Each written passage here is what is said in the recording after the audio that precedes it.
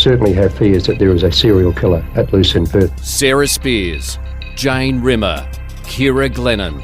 And every time you saw a young girl walking by, you think, oh God, is she going to be the next victim? Now, one man stands accused. If police are right and Edwards is the Claremont serial killer, he's been hiding in plain sight for 20 years. Could the accused's DNA found under Ciara Glennon's fingernail be there because of cross-contamination? According to the scientist who tested it, the answer today was no. Welcome to day 36 of Claremont in Conversation. Natalie Bonjolo in the studio with Tim Clarke and Alison Fan. So today you moved from the Karrakatta rape DNA testing to that of Ciara's nails. Yeah, that's right, Nat. So Anne-Marie Ashley, as we said yesterday, has been at Pathwest for a very, very long time, and now she's one of the very, very senior scientists there. And she was very busy in 1995, 96, 97 because when Ciara's body was discovered and the postmortem was done downstairs, so the mortuary was in the basement of the hospital, the QE2, and at that time Pathwest was 2 floors above. And so when these crucial fingernail samples were taken from Ciara, they basically went straight upstairs, were stored for a few days, and then it was Miss Ashley and Laurie Webb who were then tasked with doing the initial process to extract whatever DNA they could off them, and then run whatever tests they needed to. And so that was what she described in glorious Technicolor this morning, how that was done, what tests were run, and initially what results they got back from them. And you've just mentioned it is quite complicated, and you can listen to last night's podcast if you do need a little catch-up, a lesson in DNA, and that's where our forensic expert explained the process and procedures of extracting the DNA. Okay, so can we talk now through that actual process, how the DNA was uncovered from Ciara's nails? Yes, so it was quite similar to the process that was done to extract the DNA from the intimate swabs of the Karrakatta rape victim, which was what we were talking about yesterday. It was so there were 10 nails in 10 pots, and what Miss Ashley said she did was got a swab, a little cotton bud type swab. She placed that into some water, sterile water, and then the pot was opened. The swab was then rubbed up against the fingernail to get as much material off it as they could. The end of the swab was then cut, placed into another pot. The rest of the detritus from the original swab was thrown away. The nail remained in the pot. The top was put back on, and then the same process was repeated 10 times, obviously, for the 10 nails, which left them with 10 little swabs with as much DNA material or physical material as they could get off it, and then they ran tests similar to the ones as we described yesterday, where the little swab was in a little basket in another little tube. It was washed, and as much fluid or liquid extracted out of that swab as possibly could be, which could then be tested again, split up if needed, and then tested for whatever DNA they could find. Miss Ashley basically walked us through that as simply as she could. Very detailed, though, very wasn't detailed. It, Tim? Yeah, yes. very detailed. Extremely. Quite complicated for those of us who are not DNA specialists, and I'm sure you none of us in this room are. No, but sort of almost brain numbing in the detail. But the judge even weighed in at one stage too, because he asked do you just do one fingernail or do you do two? And she said, well, they actually maximise. They'll just try and get as many swabs as they can to extract enough what she called cellular material or DNA, even if there's one particular bag with maybe a few broken nails, I'll keep swabbing. Very, very thorough. I mean, really there should be the forensics science students listening to this, because it's covering absolutely every aspect of the whole DNA process. And did they discuss if there was any leftover material, what happened to that? In terms of the fingernails? Yes. The fingernails would remain in those pots. They certainly wouldn't discard those, because obviously that is the only physical material they really have.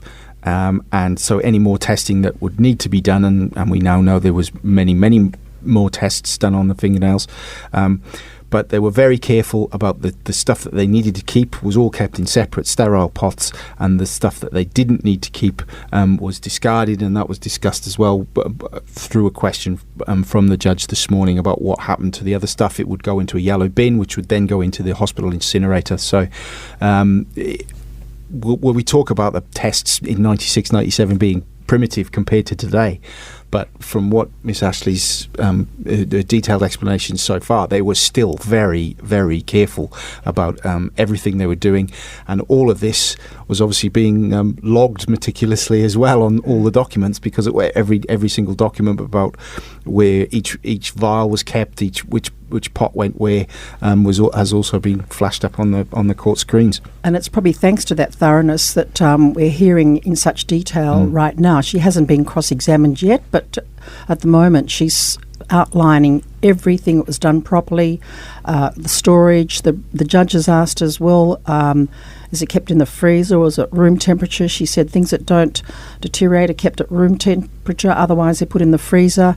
Everything is carefully catalogued, and that's what we're hearing so many years later, that this thoroughness has paid off. Tim, you just mentioned there was multiple tests done. What did the first test turn up? Well, all the tests actually at that time only turned up one DNA marker, and that was Ciara's. Yep. They ran the epithelials and the sperm fraction tests that we talked about yesterday. So very briefly, they split those. It's called an extraction process, and they split them to get the epithelial, which is the presumably the DNA, or should be the DNA of the person being tested, and then they take a sperm fraction away to see if there's any sign of anything, and blood. And as Dr. Ashley explained, the tests that were run at that time in 1997, which she then performed actually over the next couple of days. So she was, almost exclusively involved with this, along with Laurie Webb. Nothing came back other than Ciara's DNA. Okay, so at what point did they get a DNA match or find a male profile? Are you able to maybe talk us through now the DNA journey and how we got to the point where we got to? The unknown male. Yeah. Until a certain point, wasn't it? Yeah. The unknown male DNA that was on both the Karrakatta rape victim and, of course, later, but then they linked it up. And that, of course, links to the Sprite bottle, doesn't it? Yeah, well, yes. So I mean, let's try and talk this through. So we've talked about the 10 fingernails, and this is where the journey of these started on these 3 days when these tests were done. The test came back for no other person other than Ciara, but that wasn't the end of the story by any means. Significant testing was done on these nails in 2003, in 2004, and then again in 2008. 2003 and 2004 they were sent over to a lab in New Zealand that did another specialised testing regime. Similar processes, but more advanced processes were done at both those stages. And once again, when all the tests were run and when all the results came back, there was nothing other than Ciara's DNA on them. Now, that might sound like a negative in terms of a pathway to finding who might have killed her, but in the whole story, it will become a positive for the prosecution, or the prosecution will say it was a positive because those tests done in New Zealand at that time showed only Ciara. No one else, and significantly no contamination or potential contamination. Nothing that shouldn't have been there. Only Ciara. Mm-hmm. Then in 2008, DNA had again jumped light years, even in those 5 years. And a lab in London called the Forensic Science Service, or FSS for short, which was at that time the government-owned DNA laboratory or laboratories, and they basically had the monopoly on almost all the major criminal cases in the UK at that time. They were pioneering a technique which we'll hear a lot about, and hopefully hear a lot about from Brendan in the coming weeks, called low copy number DNA, which is the ability to test tiny, tiny fragments of DNA. And we're talking 1/1,000,000th of a grain of salt, or just the sweat from someone's palm on a gun or on a knife. And they had pioneered this. And what it had meant was that previously, if DNA samples were too small, they were able to possibly use something. And what we'll hear is AGM40, which is Ciara's thumbnail, as we've heard about, was so torn that they could only get tiny, tiny bits off it during the post-mortem. And for a long time, that AGM40 was labelled in Path West and in amongst the police records as it was unusable because it was so small. But in 2008, when this technique had come to the fore in a couple of high-profile cases, including the Peter Falconio Bradley Murdoch murder case, which a lot of our listeners will know about, Chris Dawson, who was the Deputy Commissioner at that time, is now the Police Commissioner in Western Australia, went to the macro detectives and said, have another look. There's got to be something we can do. DNA's come a long way. What can we do? So Laurie Webb again, along with a very senior forensic police officer, went back to the exhibits box, took out all the exhibits, and said, is there anything that we haven't used yet that we possibly might be able to? And they came up with AGM40, which had never been opened at that point. No one had touched that pot, according to the prosecution, up until that point. And this is 2008, so we're talking nearly 12 years. AGM42, which was one of the ones that had been tested, AGM46 and AGM48, which are on the other hand. They took these 4 pots out. They decided, yes, we are going to use these. And it was decided that they would be taken to London, to FSS, and tested using this low copy number, or LCN technique. And so that is what happened. Laurie Webb and the head of macro at the time packaged them up in 2 envelopes and flew them to the UK, personally flew them to the UK. Took them first to London. There was a lab in Lambeth in London, and then ultimately up to a lab in Birmingham, which is where most of the LCN testing was done. And that's what they did. They ran this LCN testing, which basically takes tiny amounts and amplifies it so much that you're able to test it, a little bit like the process that Brendan talked about yesterday, the photocopying process. And that's what they did. And in late 2008, lo and behold, so they had to combine these 2 samples. I should add that. AGM 40 and 42 were combined, and 46 and 48 were combined and then tested. And lo and behold, 40 and 42 came back as Ciara and a distinct male DNA contributor. They ran the test again, because you can't just do one test because it could be a mistake. They ran the test again on 40 and 42 and got the same result. Dr. Jonathan Whitaker, who was basically the boss, the top man at FSS at the time, and listeners might want to Google him because he's going to be a story in himself in this trial. He's coming to Perth to give evidence. He gave evidence in the Bradley Murdoch trial. He's given evidence in other major cold case trials all over the world, New Zealand, Belgium, all over the place. He ran the results and got this, and he basically rang Laurie Webb in January 2009 and said, yes, we've got a hit, we've got someone, or we've got a male DNA hit. And so those results were passed on to Laurie. Obviously, he ran them through the database as it existed at the time, and got a match, and that match was to the Karrakatta rape victim. And what an extraordinary moment that must have been. Well, I can't wait to hear about it in person, because we're going to hear from these two people. We're going to hear from Laurie, and we're going to hear from Jonathan Whittaker when he comes to Perth to give evidence. And I'm going to write about it for the papers on the weekend. That was the breakthrough. That was the breakthrough that macro detectives have been waiting all those years for, Ali, and all those phone calls and heartache and waiting by the phone.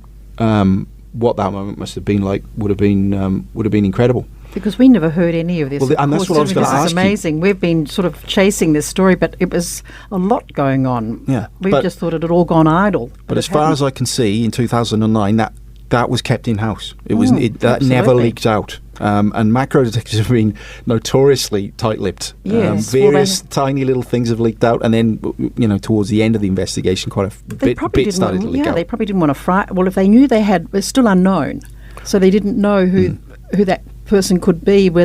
If it was announced that they had this person's DNA that linked the things. So I do have to give a shout out. It did actually leak out eventually. So there's been there's a journalist in Perth by the name of Brett Christian, and he runs a local suburban newspaper called the Subiaco Post, which covers the Claremont area. And Brett has followed this story as closely as all of us, much closer than most of us for all these years. And that link to the Karrakatta rape eventually did appear on the front page of the Post. I'd like to say end of 15, maybe. I mean, it was 2015. It was way before the arrest, anyway. And the West Australian and every other media organisation in Perth followed it very. I mean, tried to follow it up, and they were the usual sort of macro. Oh well, it's an ongoing investigation. We don't give constant updates on our leads and all that, but it's proved to be absolutely right. So after the 2008 discovery, what was the next stage in moving this DNA analysis even further? So in 2009 then, obviously early 2009, they had this link to Karrakatta. And so a couple of things happened then. The victim of the rape was obviously contacted. And what that moment must have been like for her, God only knows, because you've got macro detectives saying, we think the man who killed Ciara Glennon was your attacker. She was retested, and other physical analysis taken from her at that time, and plus they had all the other physical evidence that they'd taken from her at the time of the attack. And that was all retested first in Perth.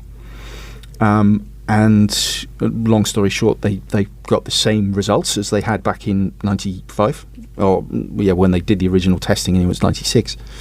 And so those results were then sent over to Dr. Whittaker in FSS, because they wanted the person who was now intimately involved in the investigation, and a DNA pioneer, one of the best minds in the world in this field, to back them up, which he did. He ran the Karrakatta victims' DNA, or some of these swabs and other things that were kept, and got the same results. And so he compared the DNA that he had, got the results, and got a match, and then convey that back to Perth and say, well, yes, we're getting the same thing as you are. And so there they are. So they've got a lead, but they still don't have anything to compare it to, because they're running it through the database. And yes, these two things are matching, but it's not matching anyone to anyone particular. Any name. It's not giving them a name anyway. So that's where they were in early 2009. But what it also did was, reading between the lines, give a real boost to the macro investigation, which had been going now for over 10 years. There'd been talk about it being slimmed down, and why I hadn't caught anyone anymore. There was obviously pressure on the investigators, but this gave them a real boost. And so, looking at the timeline of all the evidence that we've heard about so far in the trial, from 2009 to 2012, there was significantly more forensic examination done of existing exhibits that they had, including Jane's hair. We know that was kept from the post-mortem, and through 09 to 012 there was some significant testing done on that as one of the main physical exhibits they had. And during that time, that was when fibres started to fall out. Significant fibres started to come to the fore during that examination, which gave them then another avenue of investigation. And then did they go back on the cold? Yeah. Look back carefully at all the cases. And then we had the revelation, Ali, about the FBI becoming involved with Ciara's T-shirt, because I mean that was another investigation avenue that that Macro had gone down in getting the FBI involved as well, and they had taken fibres. So you can see, I mean, it's taking years and years and years and years, but they're slowly building up these all these bits of evidence, but they had nothing to point it to. Like a jigsaw puzzle, but then they had to go back and look at all the cases, because there's always been a theory that it wasn't just a one-off thing, that this person might have had a record of some kind. Yeah. Yes. And then overlay on top of that, obviously, is the interest in Lance Williams, who we've talked about. But Lance was alive. They could get a sample of him, and then lo and behold, didn't match. And so suddenly, after all that intense scrutiny of this Perth public servant, who police had, quite Sat publicly said used to drive around Claremont in his car, and and then lo and behold, he's not a person of interest anymore. So then they go back. But we did. But nobody knew But at the why. time, we didn't know why. That's right. And now we do. And that's the thing. I mean, if it's only because of the advancement of the DNA technology that he was taken Cleared, off the list. Yes. Otherwise, who knows how long he would have remained in the sights of police. That's right, absolutely. Yeah. All right, well, I know you have talked about it in previous podcasts, but we may as well make that link now that we've come this far. How will the prosecution say that this DNA of an unknown male was linked to Bradley Edwards? So by this stage, Macro is huge, obviously, massive, been going on for years. But DNA technology had also advanced so much that, like hundreds of other police forces around the world, WA Police had set up a distinct cold case homicide unit who had been tasked, given resources, and been tasked to go through, all the old cases, serious, top down, and see what they can find. In 2013, they pull a box off a shelf about seemingly, pretty random, pretty weird break-in at a house in Huntingdale in 1988, which at the time had garnered a little bit of interest. A little subset of detectives had been tasked to have a look at it, but it hadn't gone very far at that time. But the evidence had all been kept in a box. And so this is 2013. The box was pulled and what they call triaged. That's something we'll look at, but it's not at the top of the list. It took them 3 years. It took WA Police 3 years to actually get round to testing what was in that box. And in that box was some knotted tights, some a pillowcase and a few other bits and bobs, and this kimono, classic 80s kimono, silk, dragon on the back, the stuff of John Hughes movie, just classics. So they pulled it, they tested it, and it came back positive for semen. So they ran the semen through all the processes, probably a bit more advanced that we've heard about this week, but they ran them, got positive for the semen, did all what they needed to do in their white coats, ran it through the database, and bang, matched it. There it is. I think Matches Karrakatta. The kimono and the Sprite bottle will be the two things that everyone will remember. Matches Karrakatta. Matches Karrakatta. And matches Ciara. Yes. Matches Ciara. And this is, from memory, third week of November 2016. But we still don't have a name yet. Well, so but they have another lead. And this is getting serious now. I mean, it wasn't if it wasn't serious enough before, but now we've got, 3 events. 3 events, plus Ciara, plus Jane. So the little mini task force that had been set up in 1988, back in the day, when they'd done their investigations, they turned up all these other little weird occurrences in Huntingdale. Knickers going missing, bras going walkabout off washing lines, and actually including physical break-ins. Actually, persons getting into a house, and this person, like the Huntingdale attacker had detailed, seemingly had a penchant for wearing women's clothing or women's underwear or women's nightwear when he was doing these break-ins. So they went back through. There were 9 distinct ones, and on one of them he'd left a fingerprint on a sliding door at the back of the house where he tried to get in. The fingerprint still existed, but back in the day it had been run, or the database wasn't full enough, and they hadn't got a hit, so hadn't made an arrest. But they, at this point, obviously the database is, nearly 30 years older, a lot more fingerprints in there. They ran it, and up popped Bradley Robert Edwards, used to live in Huntingdale, had been convicted for this odd, seemingly out of character attack on a social worker while he was working at Hollywood Hospital in 1990. And so there they had it. And I think that's the 23rd of November, roundabout when they pulled the kimono. They get the fingerprint hit in middle of December 2016. Now you can imagine that day.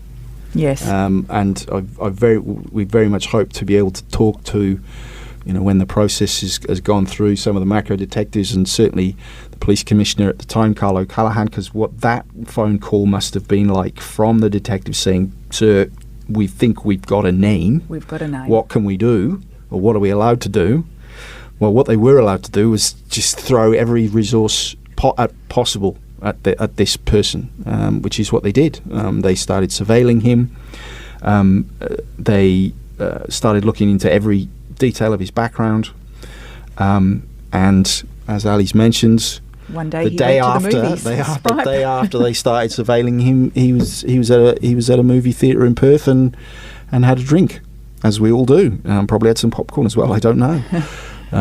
And that drink bottle was what happened to be Sprite. He happened to throw it in the bin. The police happened to be able to get it out of the bin. Quickly ran a DNA test. They got another match, and there we go. And I've discussed it before. The day of that significant action at Mr. Edwards' house was one of those days that you'll never forget. In a newsroom, you get a call. We think you might need to be ready to go to court tomorrow for this guy who we think is going to be charged with the Claremont serial killings, and the following morning he was, and then here we are 3 years later. And of course we've got to remember too that he's denying. That's right. The killings. Yeah. He's admitted to the rape because it could be proved that it was his DNA and fingerprints. And that's what he's saying. He's saying, okay, I'm a sex monster, a rapist, but has maintained that he's not a serial killer. That's right. So this is why the very careful process is going through, because the defence has said there's been some contamination along the way. And that's why these forensic pathologists are going through step by step to show that nothing got missed out. In fact, she said today she never saw any evidence of any contamination. So this is why we're going through what we've been going through for the last few days, and possibly for the next month or more. Yeah, and Ali's exactly right. And so that is the timeline as it was laid out, and as it has been laid out by the prosecution so far. And as we've mentioned so many times, Mr. Jovich, in his opening, said, well, that's a lovely, nice, smooth-edged tale to tell, and that's not the tale that I'm going to tell. And as Ali said, he says, at some point in that vast timeline, when we know that Mr. Edwards' DNA was at Path West from 95, Ciara's samples turn up in 97. At some point when those two samples arrive in the same building, we can safely say that because they were definitely in the same building. Yes.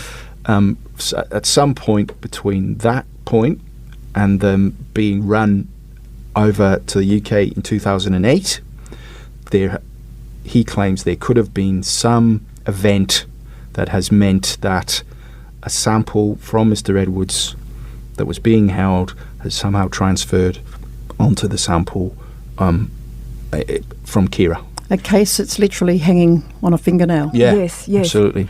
But you would think you would have to be able to actually pinpoint that point in time. Well, that's where we're at today and tomorrow. Well, not tomorrow, it's Saturday, tomorrow, but on Monday and the following Monday and the following Monday. So, and that is why we discussed yesterday are going in such minute detail what happened on this day. We were down to the minute today. She could actually tell you the exact time that she got those fingernails out and started testing them at about 3:05 in the afternoon on the 9th of April.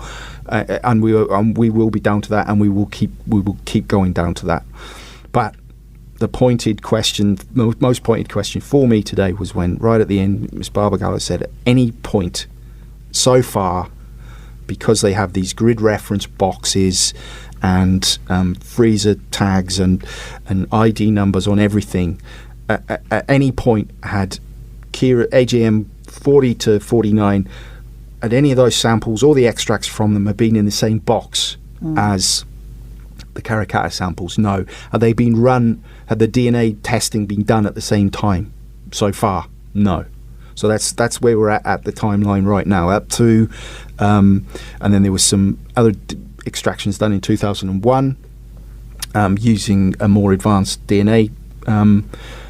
So this wasn't the fingernails, this was the actual extracts that they'd taken from the fingernails. They were run again using a different, more advanced test in 2001, the same thing. And Justice Hall asked that exact question. Was there any Karrakatta samples in that box when you ran that sample? No. So that's where we're up to, 2001. There's still a long way to go in the journey of this DNA. There's still a lot of opportunity for that potential cross-contamination to happen. Yeah, but and it's and that's what the prosecutor are going to try and defend, and that's what the defence is going to try and prove. But the spanner in the works for the prosecution is that during his opening, Mr. Jovich says, "Well, we can show." Well, he claims that we can show there were other exhibits, macro exhibits, not necessarily these ones so far, but there were other macro exhibits that had been contaminated by other scientists at Path West. And we're yet to hear any evidence about that.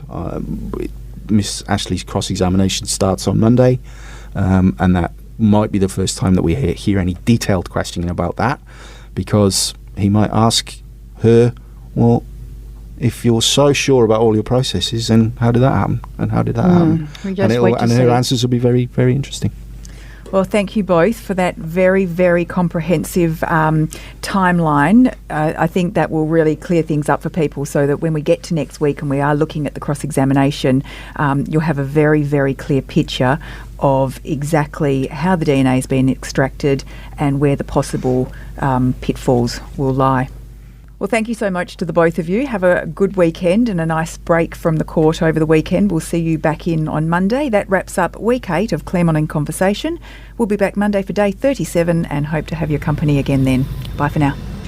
This podcast was produced by Kate Ryan and Alicia Preedy and recorded in the studios of 7 West Media. Audio files were provided from the archives of the 7 Network and the West Australian. Sign up for daily emails and all the latest on the Claremont trial at thewest.com.au.